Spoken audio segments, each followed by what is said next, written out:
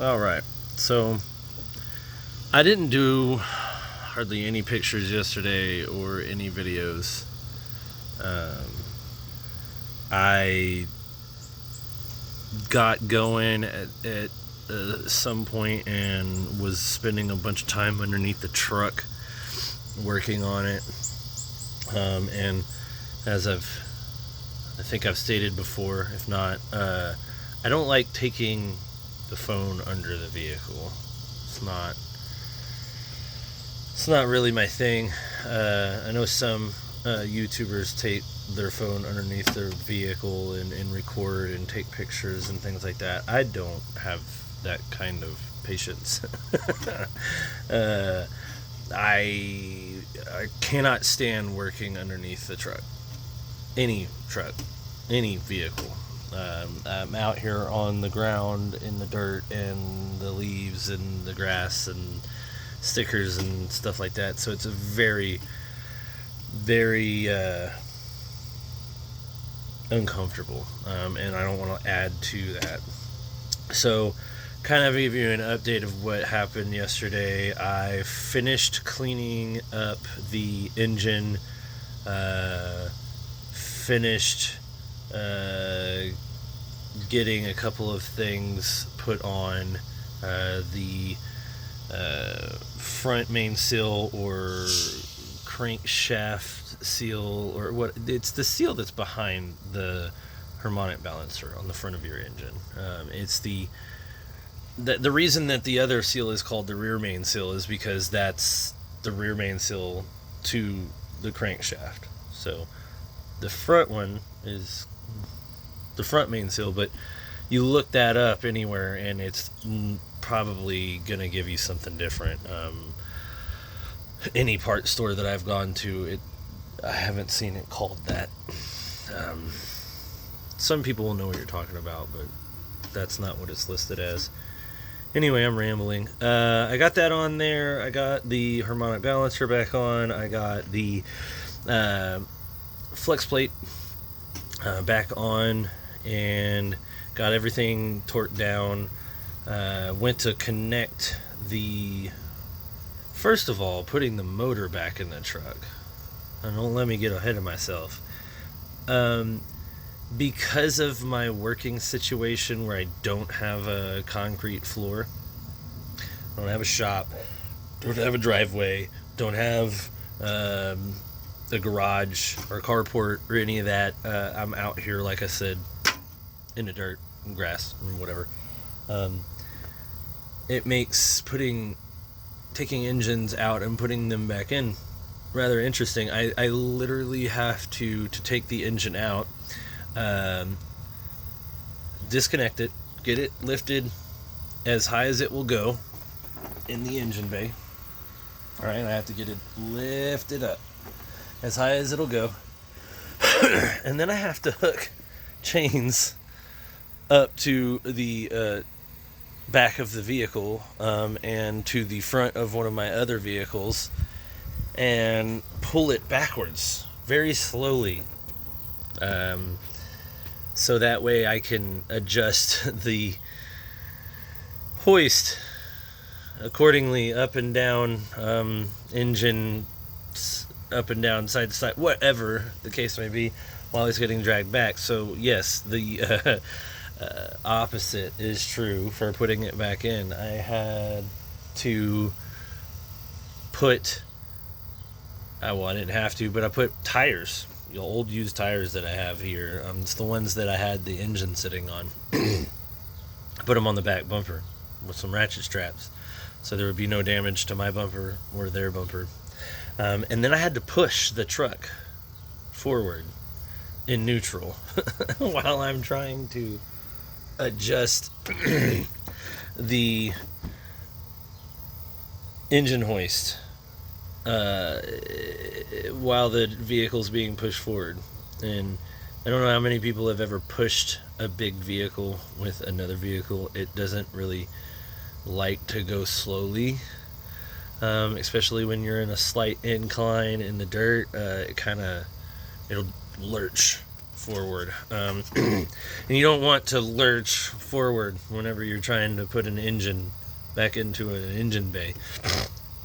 So I had to get it as close as I could, and then I was trying to adjust the weight on the front and the back of the motor by, pushing down or pulling or whatever with it, to get it to go in while I'm slowly letting it back in. Well, then the engine hoist, because of the dirt, the wheels sunk into the ground on the front, and that caused it to try to fall forward into the engine bay. This is like, don't quote me on this, but I think this is like a 600 or 700 pound engine whenever you have everything on it like I do.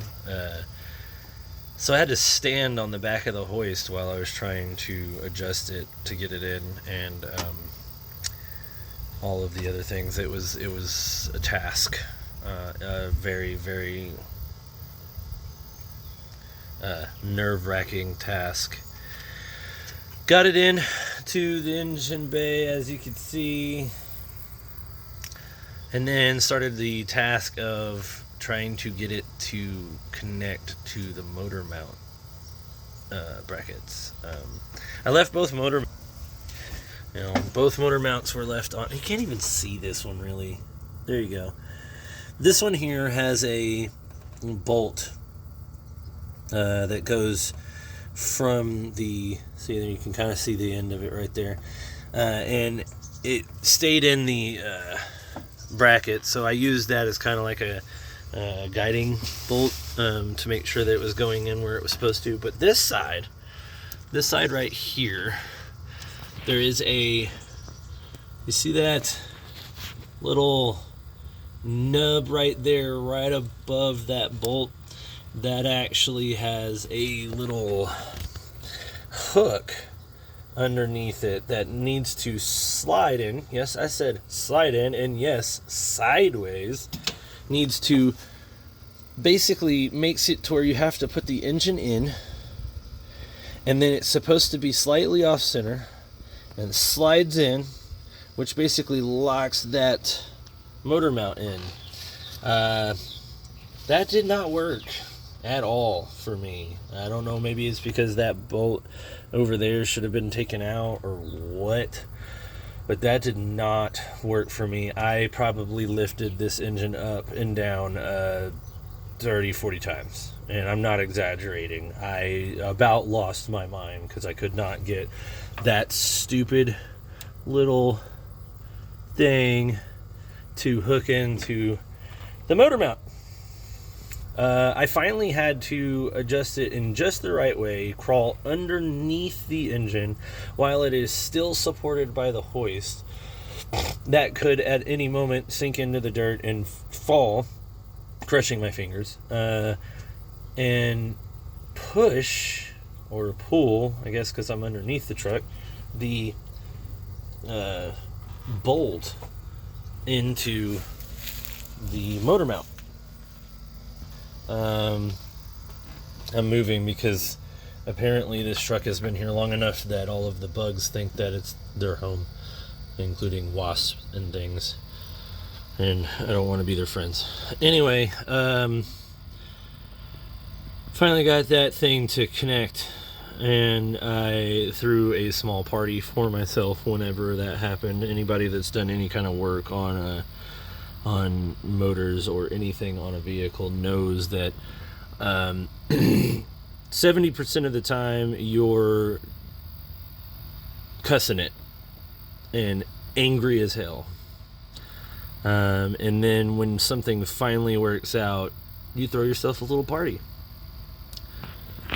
So got that connected, and then started hooking up the bell housing bolts. There's tons of videos on that. You gotta adjust the transmission a little bit at a time. You don't want to rush it. There's dowel pins, and you got to make sure that the bolts connect to the back of the flex plate the correct way and all that kind of stuff. I'm pretty sure it's called a flex plate on an automatic. on a standard, I believe it's the flywheel. I may have those, Chris Ross. Let me know if I do. If anybody ever watches this. Which is also why I'm not afraid to show my crazy hair. This needs to be cut, but nobody's going to watch this anyway. Probably not for another couple of years, and then I probably won't even have the same haircut. Anyway, you got to make sure you go slow. Don't rush it, because if you do, you can actually break the flex plate. Even though it's steel, there's a lot of weight between the transmission and the motor, and if they go together too hard or too strong, or you try to start cranking down on bolts and they're not lined up, you'll break the flex plate. You'll mess up the guide pins, and it won't sit right, it won't sit true. There's a lot. Just go slow. There's lots of videos on it. It's all same basic concept. You put one bolt in to get it lined up on one side, just finger tight, and then you adjust your jack that you've got the transmission jacked up with, and then you put in another one, and you just slowly get each bolt in finger tight, and then those also help as like guide pins while you figure out the best way to get your bolts from the torque converter back into the flex plate. Once you get those completely lined up, you can actually get them completely connected, slid back together, and then you torque everything down. By the way, there is a certain amount of torque, which, if you don't know what that means, it's how tight the bolt is in the engine bay. Real quick, I'll explain this. Every single bolt in here, on the valve cover, the harmonic balancer, the bolt that goes into the crankshaft, all the bolts that hold the timing plate on, the bolts that hold the heads on, the bolts that hold the flex plate on in the back, everything. Each one of these has a torque spec. Most of the time, all of the bolts will have a similar torque spec that are the same. So like your valve covers, there's not an individual torque spec for each individual bolt. It's just how much should be on this one should also be on this one, and it corresponds with that side too. Same thing with the timing plate. On these, the timing plate, the bolts that go into the head are a little bit more torque than the rest of it, because the block is in iron block and the heads are aluminum, so they've got different torque specs. But anyway, you got to make sure that you put them on exactly what they say, or as close to it as physically possible, because if you tighten them, obviously if you don't tighten them enough, you have to worry about leaks. That's granted, obviously. If it's not tightened down enough, it's kind of like plumbing in your house, it's not tightened down enough, you're going to have a leak where that's not tight, right? But most people don't realize, if you tighten things down too much, you can also cause serious damage. All these metals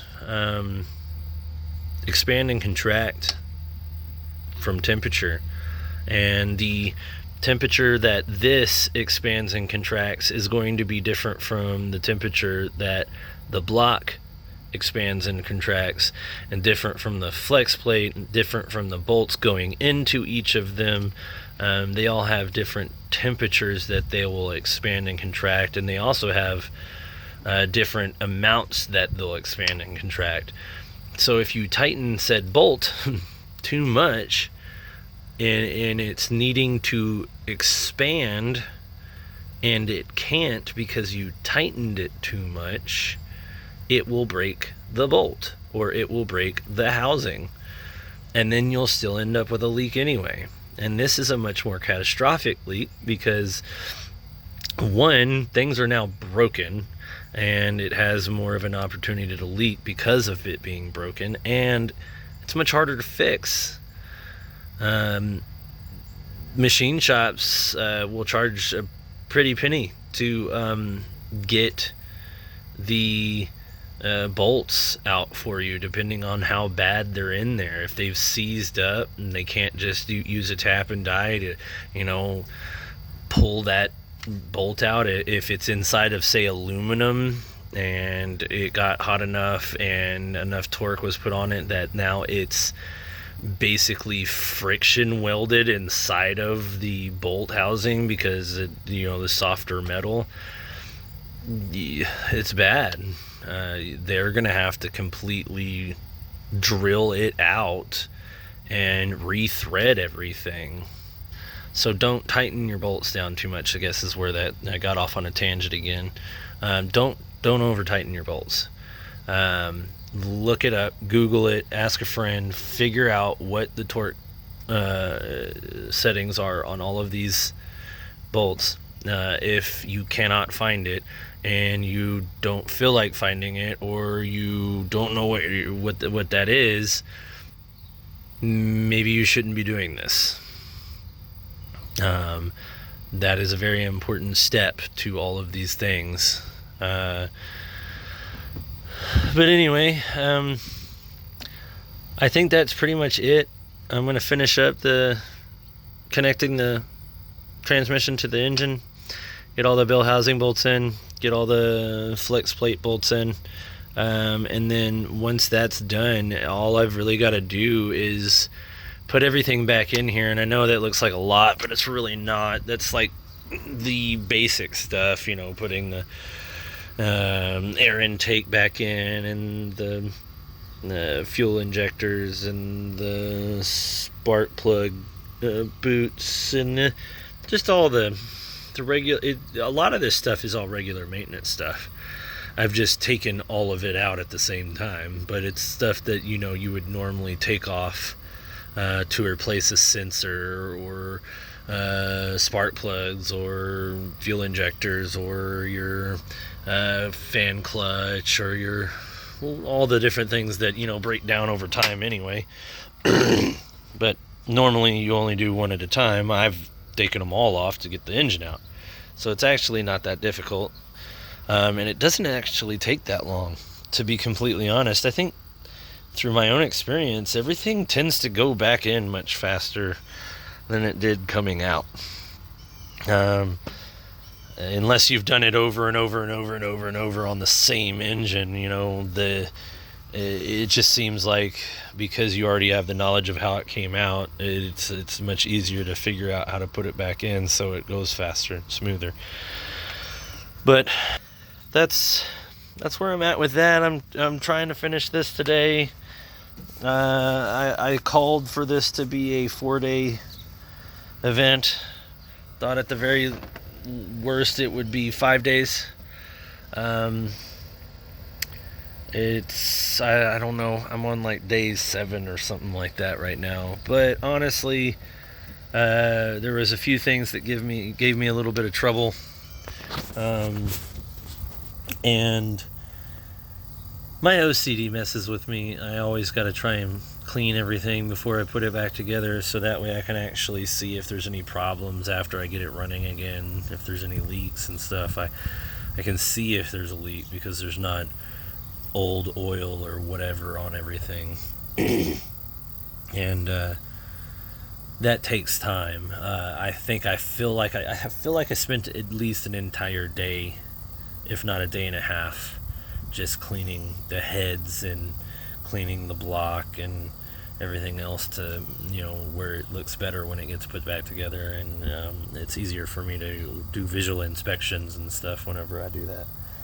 So I'll post some pictures, maybe some videos or whatever whenever I get done, depending on what time it is. If not, it'll be tomorrow whenever I get all that done. I'll see you then.